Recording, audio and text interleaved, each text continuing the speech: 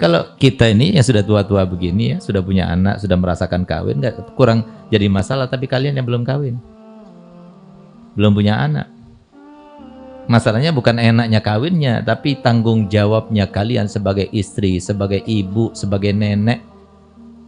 Di masa-masa sulit seperti sekarang ini, kalian harus pikirkan itu.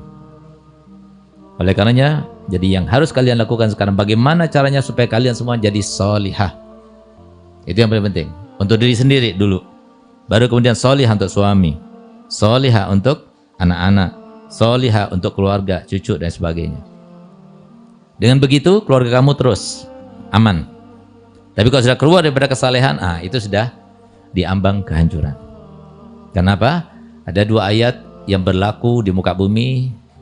Nggak mungkin luput, nggak mungkin salah. Jangan kira ya, bahwasanya mereka yang tidak beriman kepada Allah, mereka itu senang hidupnya. Siapa bilang? Nggak ada kesenangan seperti kaum muslimin, nggak ada. Kenikmatan seperti yang kita rasakan, nggak ada. Mereka dalam keadaan cemas. Mereka dalam keadaan ragu. Mereka dalam keadaan galau pikirannya. Mereka dalam keadaan gelisah. Mereka dalam keadaan susah, tapi nggak tahu apa sebabnya. Kita kan tahu sebabnya. Kenapa kita gelisah? Kenapa kita takut? Kenapa kita cemas? Tahu sebabnya. Dan setelah kita tahu sebabnya, kita tahu bagaimana jalan keluarnya. Mereka nggak tahu. Bagaimana solusinya? Sehingga apa yang mereka tahu, akhirnya harakiri, meninggal, bunuh diri, dan sebagainya. Itu yang terjadi. Kaum muslimin deh. Nah, oleh karenanya 2 ayat ini camkan baik-baik. Ini berlaku pada kalian, berlaku pada mereka. Berlaku kepada kita, berlaku pada anak-anak keturunan kita.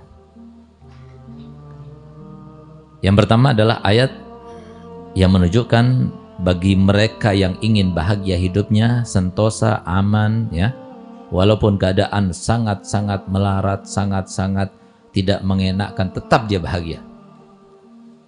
Apa itu?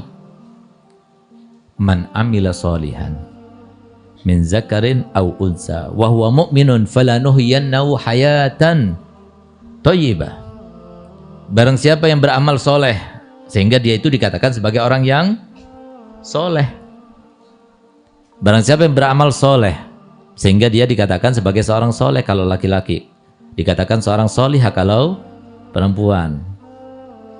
Siapa yang soleh itu? Siapa yang solihah itu? Yang disampaikan oleh Allah Ta'ala dalam Al-Quran, tanggung jawabnya dan jaminannya serta pengurusannya sendiri, bukan melalui malaikat tapi sendiri.